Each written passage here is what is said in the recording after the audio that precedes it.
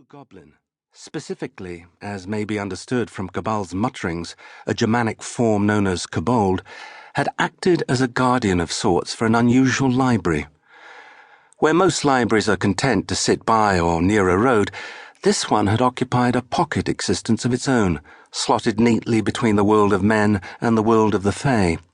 It was an extensive and useful library, but it did not encourage lending or even browsing.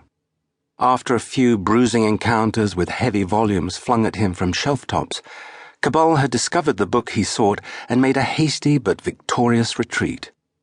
His victory lasted exactly until the moment he had had the time and leisure finally to examine the looted book and found that it had unaccountably become a small manual on the subject of waterproofing flat roofs.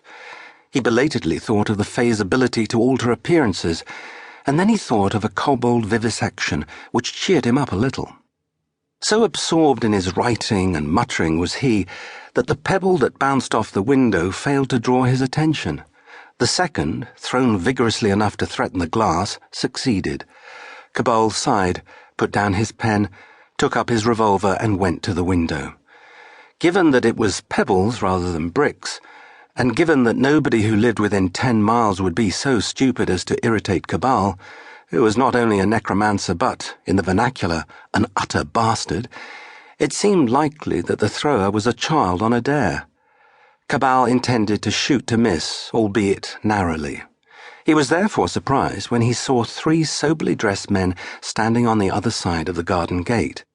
One looked like an undertaker, and Cabal, who had had a similar experience once before, checked his pulse, just to be sure. Pleased to find he wasn't dead again, he went to the front door. The 3 men, who had been watching the house with polite, if slightly distant attention, now turned it upon Johannes Cabal.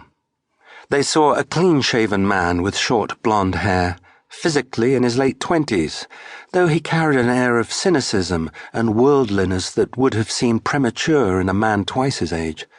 They saw his black trousers, black waistcoat, thin black cravat, white shirt, tartan slippers, and they saw his enormous handgun. The last time Cabal had been to the gunsmith's in town to buy more cartridges for it, the man behind the counter had told him that the pistol, a Webley .577 Boxer, was guaranteed to stop a charging savage, according to the literature. Cabal had replied he didn't know about that, but it could stop a deep one with its dander up, and that was good enough for him.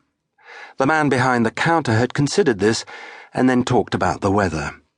It was, in short, a fierce and unfriendly gun, and its very appearance was usually enough to cause nervous shuffling among spectators. The 3 men, however, seemed no more put out by it than by Cabal's slippers, and those hadn't caused any obvious consternation either. Cabal considered. He did not encourage visitors. He had no colleagues per se.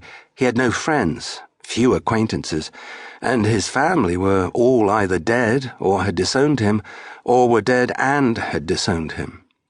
Occasionally, other necromancers turned up to try to steal his researches, in much the same way that he tried to steal theirs, or assorted self-elected paragons of virtue arrived to slay him as if he were a dragon.